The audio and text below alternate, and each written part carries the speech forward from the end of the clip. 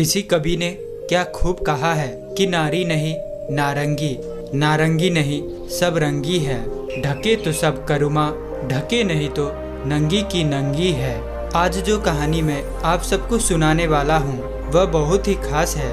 ये कहानी है त्रिया चरित्र की।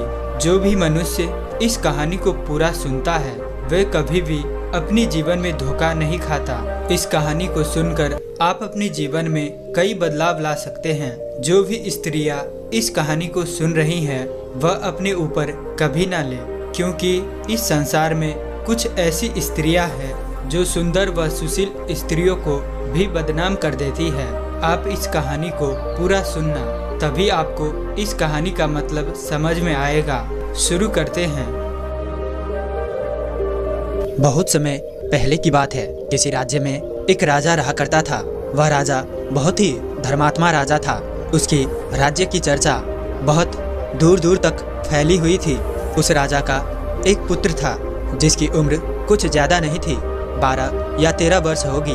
वह राजकुमार बड़ा ही सुंदर था। जब राजा ने उसकी शादी की तो राजकुमार का उम्र मात्र 14 वर्ष था। तभी उसकी शादी कर दी। राजा भी बूढ़ा हो चुका था और एक दिन राजा ने सोचा कि अपने राजकुमार को राजा बना देते हैं, क्योंकि उस राजा ने कई शादियाँ की थी और पहले के राजाओं में यही नियम था कि राजा जितनी चाहे उतनी शादी कर सकता था। वह राजा अपने पुत्र को राजा बना देता है। उसकी शादी हो चुकी थी और एक नहीं, राजकुमार की 7 शादियाँ हो चुकी थी। राजकुमार की भी 7 रानियाँ आई हुई थी। वह राजकुमार जो कि राजा बना था, जो कि अपना पढ़ाई लिखाई फिर भी कर रहा था, वह रोज विद्यालय शिक्षा ग्रहण करने के लिए जाया करता था। एक दिन की बात है, जब वह राजकुमार पढ़ने के लिए विद्यालय जा रहा था तो रास्ते में उसे एक पनिहारिन मिली। वह पनिहारन भी बहुत सुंदर थी। उस पनिहारिन ने राजकुमार से पूछा कि हे राजा, आप रोज कहाँ जाते हैं? वह राजकुमार कहता है कि मैं रोज पढ़ने के लिए, विद्या ग्रहण करने के लिए अपने गुरु के पास जाता हूँ। तब पनिहारिन कहती है कि ये तो अच्छी बात है, लेकिन यह बताइए कि आपने त्रिया चरित्र पढ़ा है? राजकुमार कहता है कि नहीं। पनिहारिन कहती है कि आप त्रिया चरित्र अवश्य पढ़ो। राजकुमार कहता है कि यह त्रिया चरित्र क्या होता है? पनिहारिन ने कहा कि आप ये बात अपने गुरु से जाकर पूछना और त्रिया चरित्र अवश्य पढ़ना। राजकुमार कहता है कि मैं आज ही जाऊंगा और जाकर अपने गुरु से पूछूंगा कि आपने मुझे त्रिया चरित्र क्यों नहीं पढ़ाई। इतना बात कहने के बाद वह राजकुमार वहां से चल देता है। पनिहारिन की बात सुनकर राजकुमार गुस्से में था। उसकी आंखें लाल थी। वह अपने गुरु को जाकर प्रणाम करता है। गुरुजी ने पूछा कि बेटा, क्या हुआ? आज तुम क्रोध में क्यों दिखाई दे रहे हो और तुम्हारी आंखें लाल क्यों हैं? क्या बात है, मुझे बताओ। राजकुमार ने कहा कि गुरुदेव, यह बात आपने मुझसे क्यों छुपाई?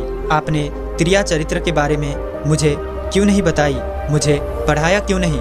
गुरु कहते हैं कि बेटा, तुम त्रिया चरित्र नहीं पढ़ पाओगे, क्योंकि त्रिया चरित्र पढ़ना खतरे से खाली नहीं होता है, और जब तुम त्रिया चरित्र पढ़ोगे तो उसमें तुम्हारी जान भी जा सकती है।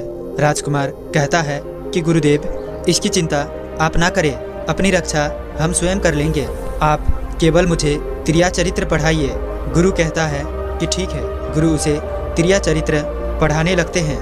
त्रिया चरित्र पढ़ते पढ़ते राजकुमार के 1 साल हो गए, और जब 1 वर्ष हो गया तो गुरु ने कहा कि बेटा, अब तुम्हारी पढ़ाई पूरी हो चुकी है। अब तुम अपने घर जा सकते हो और आराम से अपने राज्य को चला सकते हो।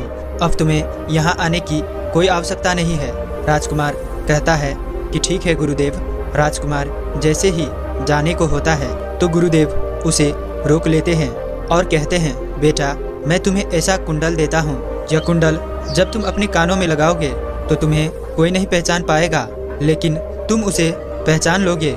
राजकुमार वह कुंडल अपने हाथों में ले लेता है और गुरु ने कहा, इस कुंडल को ले जाओ और रात के 12 बजे, आज ही के रात में, अपने महल से निकल करके जंगल के तरफ जाना और पूरब दिशा की ओर जाना। और जब तुम पूरब दिशा की ओर जाओ तो यह कुंडल अपने कान में लगा लेना और वहीं पर खड़ा हो जाना। वह राजकुमार कहता है कि ठीक है गुरुवर, मैं ऐसा ही करूँगा। वह कुंडल लेके अपने महल आ जाता है। जब रात के 12 बज जाते हैं तो उस राजकुमार के 7 पत्नियां सो जाते हैं। आधी रात के समय वह राजकुमार अपने हाथों में कुंडल लेकर महल से जंगल की तरफ चल देता है। वह राजा जंगल की तरफ पूरब दिशा की ओर जाता है। वहां जाकर अपने कान में कुंडल लगा लेता है और वहीं पर खड़ा हो जाता है। तो उसने क्या देखा? उसने देखा कि वही पनिहारिन जो मुझे रास्ते में मिली थी, जिसने मुझसे कहा था कि तिरिया चरित्र की पढ़ाई पढ़ो, कि वही पनिहारिन एक थाली में खाना लेकर आधी रात्रि को जा रही है। वहाँ थोड़ी ही दूरी पर एक संत अपनी कुटिया में रहते थे। वह पनिहारिन वही संत के पास खाना लेकर जा रही थी। राजा ने देखा कि ये तो वही पनिहारिन है जिसने मुझसे कहा था कि तिरिया चरित्र की पढ़ाई पढ़ो, लेकिन पनिहारिन उस राजा को नहीं पहचान पाई, क्योंकि राजा के कानों में वह कुंडल लगा हुआ था। कुंडल लगाने की वजह से राजा किसी को भी पहचान सकता था। राजा ने अपने मन में सोचा कि चलो इसके पीछे चलते हैं कि यह आधी रात को भोजन लेके संत की कुटिया की तरफ क्यों जा रही है, इसका क्या कारण है। वह राजा भी उसके पीछे पीछे छुपता हुआ चल दिया।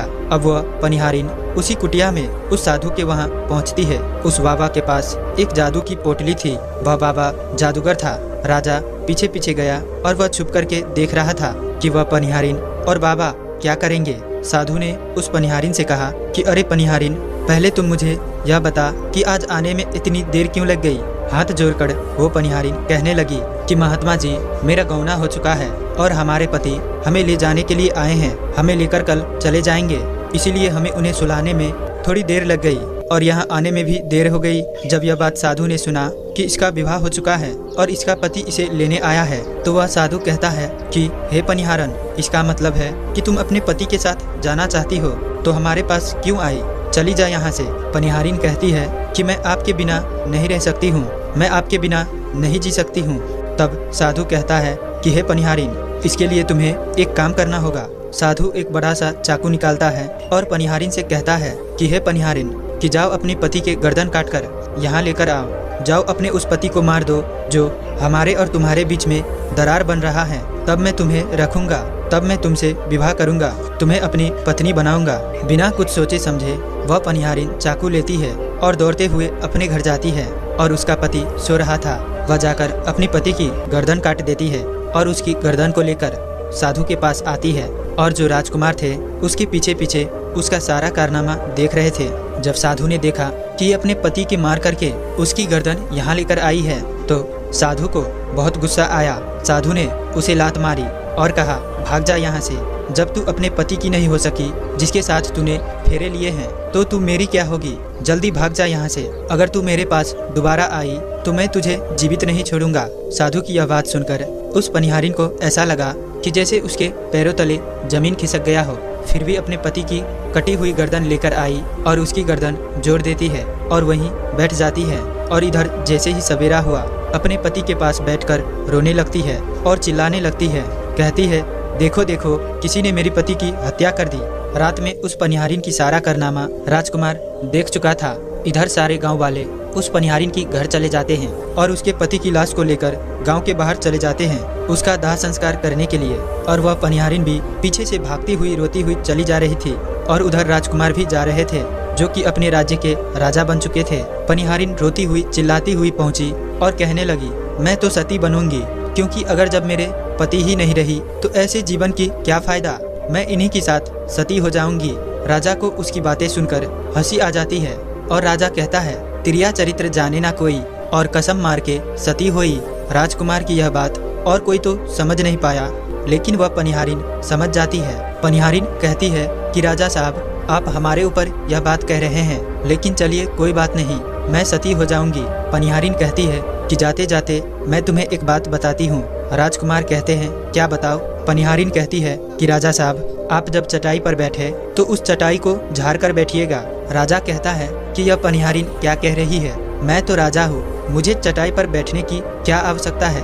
पनिहारिन कहती है कि नहीं, जब भी कोई नौबत आए चटाई पर बैठने की तो तुम चटाई को झाड़ कर बैठना।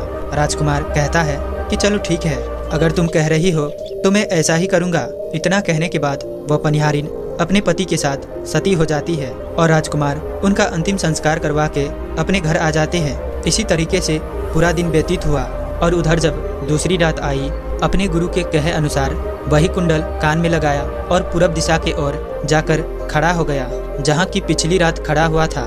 दूसरी रात को राजकुमार ने क्या देखा कि उसकी सातों पत्नियां भोजन की थाली अपने अपने हाथों में लेकर उसी बाबा के कुटिया की तरफ जा रही है। जैसे ही राजा ने अपने 7 पत्नियों को उस कुटिया की तरफ जाते हुए देखा, राजकुमार के पैरों तले जमीन खिसक गई। राजकुमार अपने मन में सोचने लगा कि ये क्या चक्कर है। तभी उनमें से एक रानी राजकुमार को देख लेते हैं, लेकिन उन रानियों ने अपने पति राजकुमार को नहीं पहचान पाई, क्योंकि राजकुमार अपने कानों में कुंडल लगाए थे। वह कुंडल लगाने की वजह से राजा को कोई पहचान नहीं पाता था। उनमें से एक रानी कहती है कि हे लड़के, इतनी रात को यहाँ क्यों खड़ा है? चल हमारा यह थाली लेकर उस कुटिया तक पहुँचा दे। बिना कुछ सोचे समझे राजकुमार ने वह थाली अपने हाथों में ले ली और अपने रानियों के साथ कुटिया तक जाने लगा। जब वह 7 रानियां राजकुमार के साथ उस बाबा के कुटिया में पहुंचता है, राजकुमार कुछ भी नहीं बोल रहा था, क्योंकि राजकुमार यह देखना चाहता था कि हमारे में और हमारे महल में ऐसी क्या कमी है जो हमारी 7 रानियां इस बाबा के पास आती है, और इस साधु के पास ऐसा क्या है जो हमारे 7 रानियां भी यहाँ आ रही है। वह राजकुमार छुप करके सब जानना चाहता था। इधर जब वह 7 रानियां राजकुमार को लेकर जब साधु के पास पहुंची, तो महात्मा राजकुमार को देखकर कहता है कि ये कौन है? 7 रानियां कहती हैं कि महात्मा जी, यह बालक हमें रास्ते में मिला, इसने हमारी सहायता की तो हम इसे अपने साथ लेकर आए। रानी कहती है कि एक काम करते हैं, इसे आज रात यहीं रहने देते हैं, कल सुबह होते ही यह चला जाएगा। वह साधु उनकी बातों को मान लेता है। वह साधु अपने एक शिष्य को बुलाता है और उसे कहता है कि जाओ, आज के लिए इस बालक के रुकने के लिए व्यवस्था कर दो। वह शिष्य उस राजकुमार को लेकर एक कमरे में जाता है। उस कमरे में एक चटाई बिछी हुई थी।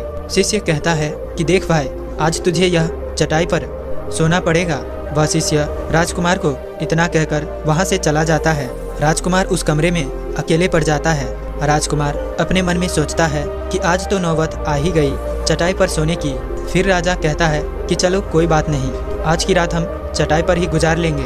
राजकुमार जैसे ही चटाई पर बैठने ही वाला था कि उसे पनिहारिन की वह बात याद आ गई। वह सोचने लगा कि पनिहारिन ने मुझसे कहा था कि जब भी तुम्हें चटाई पर बैठने की नौबत आए, तुम चटाई को अवश्य झाड़ लेना। चलो आज पहले झाड़ ही लेते हैं, हो सकता है इसका कोई राज हो। जैसे ही राजा ने चटाई उठाई तो उसने क्या देखा? उसने देखा कि एक बहुत बड़ा कुआं है। उसने जब उस कुएं को देखा तो राजा के होश उड़ गए। राजा उस कुआं के अंदर झांक कर देखता है। राजा को अंदर बहुत सारे कैदी दिखाई देते हैं, जिन्हें वह साधु ने अंदर कैद करके रखा था। उन कैदियों में से एक आदमी ने राजकुमार को पहचान लिया। वह आदमी राजकुमार से कहता है कि राजकुमार, आप यहाँ कैसे आ गए? राजकुमार कहता है कि धीरे बोलो, नहीं तो सब पोल पट्टी खुल जाएगी। तब सभी कैदियों ने कहा कि राजा साहब, आप यहाँ से भाग जाइए। हम तो यहाँ से निकल नहीं पाए, लेकिन आप यहाँ से भाग जाइए, नहीं तो आपका भी यही हाल हो जाएगा जो कि हमारा हुआ है। आप भी यहाँ फंस जाएंगे। आपको भी पकड़कर यह साधु इसी में डाल देगा। आप जितना जल्दी हो सके यहाँ से भाग जाइए। राजा जब उस कमरे के अंदर गया था तो अपने कान में से कुंडल निकाल लिया था, और जब राजा वहाँ से भागा तो अपने कान में कुंडल लगाना भूल ही गया था। राजा को भागते हुए उन रानियों ने और साधुओं ने देख लिया था। रानियों ने जब राजा को भागते हुए देखा तो रानियां कहती है, ये तो हमारे पति हैं। रानियां उस महात्मा से कहती है कि महात्मा जी, अब तो हमारी सारी पोल पट्टी खुल जाएगी। ये तो हमारे पति है और वह भागे जा रहे हैं। उन्होंने हमें देख लिया है, अब हमारा क्या होगा? वह साधु कहता है कि तुम यहाँ क्या देख रही हो? जल्दी जाओ और अपने पति को पकड़ कर लाओ। वह 7 रानियां राजकुमार को पकड़ने के लिए दौड़ी दौड़ी जाती है, लेकिन वह राजा जो था इतना तेज भागा कि वह अपने महल जा पहुंचा। रानियां घबरा गई। रानियों के तो होश उड़ गई। रानियां फिर वापस उसी बाबा के पास आते हैं और बाबा से कहती है कि महाराज, अब तो हमारे पति हमें जीवित नहीं छोड़ेंगे।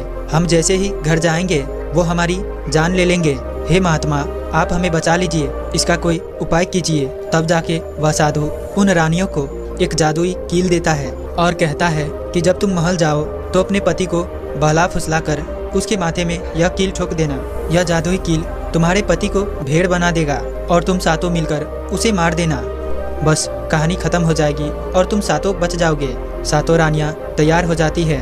वह 7 रानियां साधु की बात मान लेती है और जादुई कील लेकर महल आती है। वह 7 रानियां आपस में विचार करती हैं कि राजा सबसे ज़्यादा प्रेम सबसे छोटी वाली रानी को करते हैं, तो वह 6 रानियां मिलकर जादू वाला कील छोटे रानी को दे देती हैं और कहती हैं, ये लो, तुम्हारा काम है, तुम किसी भी तरह राजकुमार के सिर में यह कील ठोक देना। छोटी रानी कहती है कि ठीक है। वकील छोटी वाली रानी ले लेती है। जब राजा ने उन 7 रानियों को आते हुए देखा तो क्रोध में कहा कि पहले तुम यहीं रुको, पहले मुझे यह बताओ कि हमारे राजमहल में और हम में ऐसी क्या कमी है कि तुम आधी रात को साधु के पास जाती हो, इसका क्या कारण है, पहले तुम मुझे बताओ। तो 7 रानियां हाथ जोड़कर कहती है कि महाराज हमें माफ़ कर दीजिए, हमें लगता है कि वह साधु बाबा हम पे जादू टोना कर दिया था, जिसके कारण हमसे ऐसी गलती हो गई। आइंदा ऐसी गलती अब से कभी नहीं होगी। छोटी रानी की ऐसी बातें सुनकर राजा उनकी बात मान लेता है, क्योंकि वह राजा छोटी रानी से बहुत प्रेम करता था। वह राजा भी सोचने लगता है कि शायद उस बाबा ने ही इन पर कोई जादू टोना किया होगा। राजा अपनी 7 पत्नियों को माफ कर देता है और कहता है कि ठीक है, तुम अपने अपने रूम में चली जाओ। उनकी छोटी रानी, जिससे वह राजकुमार बहुत प्रेम करता था, सबसे छोटी रानी राजकुमार को खाना खिलाती है और राजकुमार को सुला देती है। जब वह राजा सो गया तो वह 6 रानियां भी वहीं आ जाती है। सबसे छोटी रानी जो थी वह जादुई कील निकालती है और राजा के सर में ठोक देती है। छोटी रानी ने जैसे ही कील ठोका, राजा पूरा तेजी से उठा, लेकिन उतने समय में वो भेड़िया बन चुका था। अब उस राजा में उतनी शक्तियाँ नहीं थी कि उन रानियों का मुकाबला कर सके। वह 7 रानियां उन राजा को मारने के लिए पकड़ने लगी। राजा फिर भी हिम्मत नहीं हारा। अपने महल की खिड़की से कूदकर राजा भागते भागते अपने गुरु के पास पहुंच गया और कहने लगा कि हे गुरुजी, मुझे माफ कीजिए, मेरा जान बचाइए, नहीं तो मैं मारा जाऊंगा। गुरु कहते हैं कि हे बेटा, मैंने तुमसे कहा था कि तुम तिरिया चरित्र मत सीखो, इसमें जान भी जा सकती है। अब सीखो तिरिया चरित्र, देखा इसका नतीजा। गुरुदेव मुझे माफ कर दो, जल्दी मेरी जान बचाओ, नहीं तो मैं मारा जाऊंगा। मेरी ही पत्नी ने मेरे सिर में जादुई कील ठोक दी है, जिसकी वजह से मैं भेड़ बन चुका हूँ। गुरु ने जब ध्यान से देखा तो कहा कि ये वही कील है जो साधु ने दिया है, मैं तुम्हें अब नहीं बचा सकता। राजकुमार कहता है कि नहीं गुरुदेव, ऐसा मत कहिए, मैं आपका शिष्य हूँ, आपका कर्तव्य है मेरी जान बचाने का। तब गुरु कहते हैं कि ठीक है बेटा, मैं तुम्हें बचा तो नहीं सकता, लेकिन एक उपाय है। राजकुमार कहता है क्या गुरुदेव? वह गुरु कहते हैं कि हम तुम्हें तोता बना देंगे, और जब हम तुम्हें तोता बना देंगे तो तुम सुखवान राजा के राज्य में चले जाना और वहीं जाकर रहना, क्योंकि सुखवान राजा के राज्य में उस साधु का जादू नहीं चलता है। वह राजकुमार कहता है ठीक है गुरुवर, आप हमें तोता बना दीजिए। वह गुरुदेव उसे तोता बना देते हैं और तोता बनने के बाद वह वहाँ से उड़ा और सुखवान राजा के राज्य में चला गया, जहाँ पे बहुत सारे तोता रहते थे, वहीं पर जाकर रहने लगा। और इधर वह 7 रानियां उस राजकुमार को खोज रही थी। जब राजकुमार नहीं मिला तो वह फिर से उस बाबा के पास जाती है और कहती है कि बाबा जी, वह राजकुमार तो भाग चुका है, आप अपनी पोटली निकालिए और देखिए कि वह कहाँ है। वह महात्मा अपनी पोटली खोलता है और देखने लगता है कि वह राजकुमार तोता बन के सुखवान राजा के राज्य में जाकर रह रहा है। वह साधु ये सारी बात रानियों को बताता है तो रानियां कहती है कि हे स्वामी, अब क्या करें? वह साधु कहता है कि अब तुम अपने राजमहल में जाओ और जाकर के घोषणा कर दो कि जो भी तोता पकड़ के लाएगा हम उसे 10 सोने के सिक्के देंगे। रानियां अपनी महल पहुंचते हैं, वहां पे घोषणा कर देती है कि सारी बहलिया से कह दो तोता पकड़ के लाएगा हम उसे 10 सोने के सिक्के देंगे। उस राज्य के जितने तोता पकड़ने वाले बहलिया थे उस राज्य के चारों तरफ घूमने लगते हैं और जो भी तोता पकड़ते लेकर के रानी के पास जाते, 10 सिक्के रानी से लेते और वहां से चले जाते। 7 रानियां उस तोते को मार देती। ऐसे ही धीरे धीरे बहुत समय निकल गया और वो राजकुमार जो तोता बन के जहाँ गया था वहाँ सारे तोताओं से बहुत अच्छी अच्छी बातें करता था, उन्हें बहुत ज्ञान की बातें बताता था। तो सारे तोता को लगा कि यह तोता तो बहुत समझदार है, यह तोता तो बहुत अच्छी अच्छी बातें करता है, इसे हम अपना राजा बना लेते हैं। सभी तोता मिलकर के उसे राजा बना लेते हैं। वह राजकुमार सभी तोताओं का राजा बन जाते हैं और वहीं छुप के रहने लगता है। एक बहलिया तोता पकड़ते पकड़ते सुखवाल राजा के राज्य में पहुंच जाता है और उसी पेड़ के पास पहुंच जाता है जहां की वह राजकुमार तोता बनकर छुपकर रहता था। जब उस बहलिये ने इतने सारे तोते को देखा तो उसने अपने मन में सोचा कि अगर हम इतने सारे तोते पकड़कर रानी के पास ले जाएंगे तो हमें बहुत सारे सोने के सिक्के मिल जाएंगे। लेकिन वो बहलिया सोचता है कि मैं इतने सारे तोताओं को कैसे पकड़ूंगा। जिस पेड़ पर वो तोता रहते थे वह पेड़ लस्सा वाला था। जैसे ही सुबह हुआ उस पेड़ से सारे तोते उड़कर दाना पानी के लिए बाहर चले जाते हैं और इधर बहलिया क्या करता है, अपने चाकू से पेड़ पर चारों तरफ कट लगा देता है। जिससे कि पेड़ से बहुत सारे लस्सा निकल आते हैं। पेड़ के चारों तरफ लस्सा ही लस्सा निकल आते हैं। बहेलिया सोचता है कि जब भी वह सारे तोता आएंगे और जब पेड़ पर बैठेंगे तो सभी इस पेड़ पर चिपक जाएंगे और मैं आसानी से उन्हें पकड़कर लेकर चला जाऊंगा। बहेलिया वहीं छिपकर के देखने लगा। जब शाम हुआ सारे तोते वापस आए और वह तोते जैसे ही उस पेड़ पर बैठे सभी का पेड़ उस पेड़ पर चिपक गया, क्योंकि पूरे पेड़ में लस्सा ही लस्सा लगा हुआ था। अब तो सारे तोते परेशान हो गए। उसमें राजकुमार भी जो तोता बना हुआ था वो भी चिपक गया था। सारे तोते राजकुमार से कहते हैं, क्योंकि सारे तोते राजकुमार को अपना गुरु माने थे।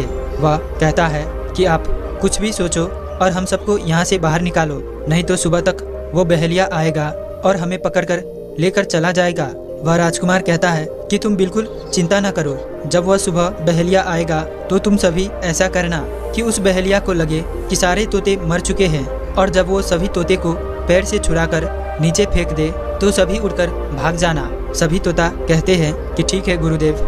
जैसे ही बहेलिया उस पेड़ के पास पहुँचे तो सभी तोता ऐसे लटके हुए थे जैसे कि वो मरे हुए हैं। जब बहेलिया ने उन तोतों को देखा तो सोचा कि अरे ये क्या हो गया, ये सभी तो मर गए, अब मुझे सोने के सिक्के कैसे मिलेगा। फिर बहेलिया ने सोचा कि चलो अब इन्हें छुड़ा ही देते हैं, इतना तो उपकार इन पे कर ही सकते हैं। बहेलिया पेड़ पर चढ़ा और उनको छुड़ा छुड़ा कर नीचे फेंकने लगा। बहेलिया ने सभी तोते को तो छुड़ा कर नीचे फेंक दिया, लेकिन जो राजकुमार था, जो तोता बना हुआ था, वो वहीं पर रह गया और नीचे जितने भी तोते थे वो सभी उड़कर भाग गया। बहेलिया ने सोचा अरे ये क्या हुआ, इस पर तो एक ही तोता है जो कि मरा हुआ लटका है, और जितने तोते को छुड़ाकर मैंने नीचे फेंका वो सभी उड़कर भाग गए। बहेलिया ने सोचा इसका मतलब इस सारे तोताओं ने मिलकर मेरे साथ धोखा किया है। अब वह जो राजकुमार था वही सिर्फ पेड़ पर लटका हुआ था। वह बहेलिया कहता है कि यह सब तुम्हारी चाल है, चलो अब मैं तुम्हें ले जाऊंगा और रानी के हाथों बेच दूंगा और मुझे उनसे 10 सोने के सिक्के मिल जाएंगे। और अब वो बहेलिया वो तोता को बेचने के लिए रानी के पास जाने लगता है। रास्ते में वह तोता कहता है, जो कि राजकुमार था, वह बहेलिया से कहता है कि तुम मुझे कहाँ ले जा रहे हो। तो वह बहेलिया कहता है कि मैं तुम्हें बेचने के लिए रानी के पास ले जा रहा हूँ, अगर मैं तुम्हें वहाँ बेचूंगा तो मुझे 10 सोने के सिक्के मिलेंगे। तोता कहता है कि अगर मैं तुम्हें 10,000 सोने के सिक्के दिलाऊं तो क्या तुम मुझे नहीं बेचोगे। बहेलिया कहता है तुम्हें बेचना तो है ही, लेकिन तुम मुझे 10,000 सोने के सिक्के कैसे दिलाएगा। तोता कहता है कि राजा सुखवान के यहाँ एक बड़ी मेला लगती है, तुम मुझे वहीं बेच दो, मोल मैं स्वयं बताऊंगा। वह बहेलिया पैसे की लालच में उस तोते की बात मान लेता है और रानी के पास बेचने की बजाय और राजा सुखवाल के यहाँ उसके मेले में तोते को बेचने चला जाता है। और सुखवाल राजा के राज्य में यह नियम था कि अगर किसी व्यक्ति के सामान शाम तक ना बिके तो वह राजा स्वयं आकर उसे खरीद लेता था। वह बहेलिया उस तोते को लेकर बाजार में पहुंचा हुआ था। जब भी कोई व्यक्ति उस तोते को खरीदने आता तो वह पूछता कि यह कितने का है। तो बहेलिया कहता कि तोता अपना दाम स्वयं बताएगा। तो वह तोता अपना दाम इतना बता देता कि कोई भी व्यक्ति उसे खरीद ही नहीं पाता। ऐसे ही करते करते शाम हो गया। अब शाम हो गया था, सभी अपने अपने दुकानें लेकर चले गए। सभी का दुकान उठ गया था, बस एक वह बहेलिया और एक तोता ही रह गया था। इधर राजा ने अपने सिपाहियों को आदेश दिया कि जाओ देख कर आओ कि क्या किसी का सामान तो नहीं रह गया है। जब राजा के सिपाही आए तो उन्होंने देखा कि एक बहेलिया तोता को लेकर बैठा हुआ है। सिपाही बहेलियों से कहते हैं कि है बहेलिया, तुम्हारा ये तोता क्यों नहीं बिका, तुम इसे कितने में बेच रहे हो। तो वह तोता कहता है कि जो इन्हें 10,000 सोने के सिक्के देगा वही मुझे खरीद पाएगा। उस तोते की बात सुनकर वह सिपाही आश्चर्य में पड़ जाता है। वह सोचता है कि अरे यह तोता तो अपना मूल्य स्वयं बताता है। वह सिपाही राजा के पास जाते हैं और राजा को सारी बात बताते हैं और कहते हैं कि एक बहेलिया अपना एक तोता लेकर बैठा हुआ है, लेकिन वह तोता अपना मूल्य स्वयं बताता है। वह इतना महंगा बताता है, शायद इसीलिए उसे कोई खरीद ना सका। राजा उस सिपाही से पूछता है कि वह तोता अपना मूल्य कितना बताता है। तो सिपाही कहते हैं कि वह अपना मूल्य 10,000 सोने के सिक्के बता रहा है। राजा कहता है कि चलिए मैं स्वयं चलकर वह तोता खरीदूंगा। अगर मैं उसका तोता नहीं खरीदूंगा तो हमारा बदनामी होगी कि राजा के बाजार में वह तोता नहीं बिका।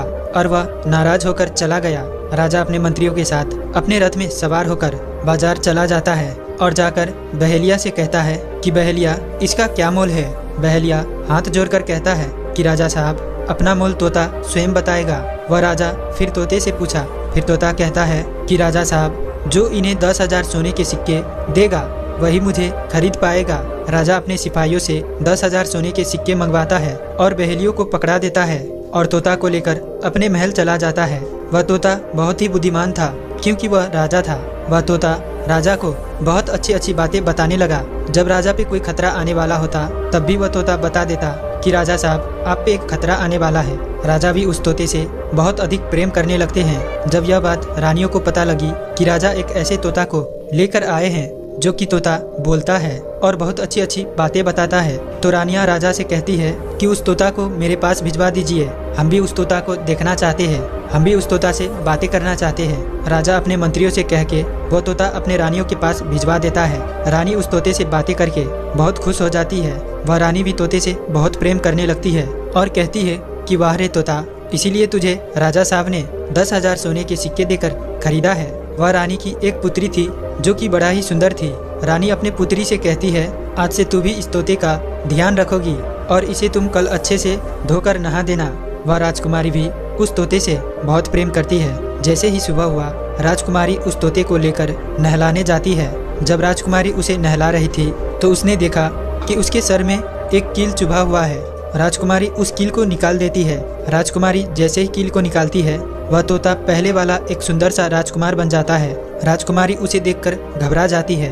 राजकुमार कहता है कि तुम घबराओ नहीं, यह कील वापस से मेरे सिर में ठोक दो, मैं फिर से तोता बन जाऊंगा और इसके बारे में मैं तुम्हें रात्रि में बताऊंगा। तुरंत ही वह राजकुमारी वह कील राजकुमार के सिर में ठोक देती है। तुरंत ही वह राजकुमार तोता बन जाता है। रात को वह राजकुमारी उस तोते को लेकर अपने कमरे में जाती है और उसके सर से वह कील निकाल देती है। वह तोता फिर से राजकुमार बन जाता है। वह राजकुमार अपनी सारी दास्तान उस राजकुमारी को बताता है और कहता है माफ़ करना, ये दास्तान तुम किसी से बताना नहीं तो मेरी जान चली जाएगी। राजकुमारी इसके बारे में अपने माता और पिता से नहीं बताती है। दिन भर समय बीतता तो रात को वह राजकुमारी उस तोते को अपने कमरे में ले जाती और उसके माथे से कील निकाल देती। वह राजकुमार बन जाता और रात में वह दोनों साथ में ही रहते। ऐसे ही धीरे धीरे समय निकलता गया। राजकुमारी को उस राजकुमार से प्रेम हो जाता है। और इधर क्या हुआ, जो राजकुमार की पत्नियां थी वह बहुत सारे तोते खुजवा कर मरवा देती, लेकिन जो राजकुमार तोता बना हुआ था वह उन्हें नहीं मिलता है। फिर वह सातों रानियां उसी साधु के पास जाती है और कहती है कि हे महात्मा, हमारे पति तो अभी तक हमें नहीं मिले, हम अब क्या करें, उन्हें कैसे मारे। वह साधु फिर से अपनी जादुई पोटली खोली और देखता है वह राजकुमार अभी तक तोता बनके उसी राजा के घर में रह रहा है। वह साधु उन सातों रानियों से कहता है कि तुम एक काम करो, तुम नृत्य कला सीखो, हम सभी मिलकर उस राजा के घर में नृत्य कला करने जाएंगे और राजा हम पे प्रसन्न हो जाएगा और हमें कुछ मांगने को कहेगा तो हम उस तोते को ही मांग लेंगे और फिर आसानी से उसे मार देंगे। धीरे धीरे समय बीता, साधु तबला बजाता और सातों रानियां नृत्य कला सीखती। वह अब पूरी तरह से नृत्य कला सीख चुकी थी। अब साधु को लगा कि अब हम सफलता प्राप्त कर सकते हैं और उस तोते को उस राजा से मांग सकते हैं। वह साधु भेष बदल करके उन सातों रानियों को निपुण कला वाली स्त्री बना के राजा सुकवान के दरबार में पहुंच गया। राजा उस साधु से पूछता है कि आप लोग कौन हैं, यहाँ क्यों आए हैं। वह साधु कहता है कि हम सब नृत्य कला वाले हैं, आपके महल में हम नृत्य कला दिखाना चाहते हैं, गाना चाहते हैं। राजा सुकवान को भी गाने बजाने का बहुत शौक था, वह मान जाते हैं। उधर वह साधु अपना गाना बजाना चालू करता है। जब उनकी गाने बजाने की आवाज़ तोते के कान में पहुंची तो तोता समझ गया कि वह साधु हमारे सातों रानियों को लेकर भेष बदलकर यहाँ पर आ गया है, अब हमारी जान नहीं बचेगी। जब रात हुआ तो राजकुमारी उस तोते को लेकर अपने कमरे में जाती है, उस तोते के सिर से कील निकालती है और वह तोता राजकुमार बन जाता है। वह राजकुमार सारी बातें उस राजकुमारी से बताता है, कहता है कि देखो जो ये गाने बजाने वाले आए हैं ये वही साधु है, यह गाने बजाने से राजा को खुश कर देगा और बदले में मुझे मांग लेगा और ले जाकर मुझे मार देगा। वह राजकुमार कहता है कि सुनो राजकुमारी, जब राजा बोले तोता को लेकर आओ तो तुम मुझे मत देना, जब राजा स्वयं ही मुझे लेने आए तब भी तुम मुझे मत देना, कह देना कि मैं इस तोते को नहीं दूंगी। और जब राजा ना माने, राजा तुमसे जिद करे और मुझे मांगे तब तुम गुस्से में आकर के पिंजरे को फेंक देना, उसके बाद मैं अपने बचने का रास्ता मैं स्वयं ही ढूंढ लूँगा। तब राजकुमारी कहती है कि ठीक है। वहाँ पूरी रात गाना बजाना हुआ तो राजा प्रसन्न होकर साधु से कहते हैं कि मांगो, क्या मांगना चाहते हो। वह साधु कहता है कि आपके पास जो तोता है जो आप कुछ दिनों पहले ही खरीदे हैं वह तोता आप मुझे दे दो। राजा कहता है कि ठीक है। राजा अपने मंत्री को आदेश देता है कि जाओ उस तोते को लेकर आओ। वह मंत्री राजकुमारी के पास पहुंचता है और कहता है कि ये तोता मुझे दे दो। राजकुमारी कहती है नहीं, मैं तोते को नहीं दूंगी। मंत्री कहता है कि देखिए आप जिद मत करिए। राजकुमारी कहती है कि तुम जाओ और मेरे पिताजी को यहाँ भेज दो, वह आकर इसे ले जाएंगे। मंत्री राजा को जाकर सारी बात बताता है। राजा स्वयं ही आता है उस तोते को लेने के लिए। वह राजा जाकर कहता है कि बेटी यह तोता मुझे दे दो, यह नृत्य कला वाले को देना है जो रात भर गाना बजाना किए हैं, ये उन्हें ही देना है। वह राजकुमारी कहती है कि पिताजी यह तोता मैं नहीं दूंगी। राजा क्रोध में आकर कहने लगा कि बेटी ये कैसी बातें कर रही हो, इसे देने का मैंने वचन दिया है। जब राजकुमारी ने राजा को क्रोध में देखा तो राजकुमारी को भी गुस्सा आ गया और राजकुमारी ने गुस्से में पिंजरे को जमीन में फेंक देती है। जैसा कि राजकुमार ने उसे कहा था, वह पिंजरा जैसे ही जमीन पर गिरा वह टूट गया और वह तोता जो था वह सरसों का दाना बन गया। यह देखते ही साधु तुरंत एक कबूतर बन जाता है और उस दाना को चुनने लगता है। उसमें से जो एक दाना था वह दाना स्वयं ही राजकुमार था। वह दाना डगर कर एक नाली में चला जाता है। जैसे ही वह दाना नाली में गिरता है वह दाना एक बाज बन जाता है और एकदम से कबूतर पर झपटता है और उसे मार देता है। इस तरह से वह साधु की मृत्यु हो जाती है। राजा यह सब देखकर एकदम ही आश्चर्यचकित हो जाता है। वह बाज उस कबूतर को मारकर फिर से एक तोता बन जाता है और जो राजकुमारी थी उस तोते से कील निकाल देती है और वह फिर से पहले जैसा राजकुमार बन जाता है। वह राजकुमारी अपने पिता को सारी बात बता देती है। वह राजकुमार कहता है कि देखिए राजा साहब, मैं भी एक राजा हूँ और मैं आपकी बेटी से प्रेम करता हूँ और मैं उससे विवाह करना चाहता हूँ। वह राजा अपनी पुत्री से पूछता है कि बेटी क्या तुम इनसे विवाह करना चाहती हो? राजकुमारी कहती है कि हाँ पिताजी, मैं इनसे प्रेम करती हूँ और शादी भी करना चाहती हूँ। और जो उसकी 7 पत्नियाँ थी वह उनको पकड़वा कर अपने राजगृह में बंद करवा देती है और वह राजकुमार खुशी खुशी उस राजकुमारी के साथ रहने लगता है। तो दोस्तों कैसी लगी आज की यह कहानी, और साथ ही हमें सपोर्ट करना और अंत तक इस कहानी में बने रहने के लिए मैं किशन शर्मा आप सभी का दिल से धन्यवाद करता हूँ। तो चलिए मिलते ऐसी कई और वीडियो में, तब तक के लिए अपना ख्याल रखें।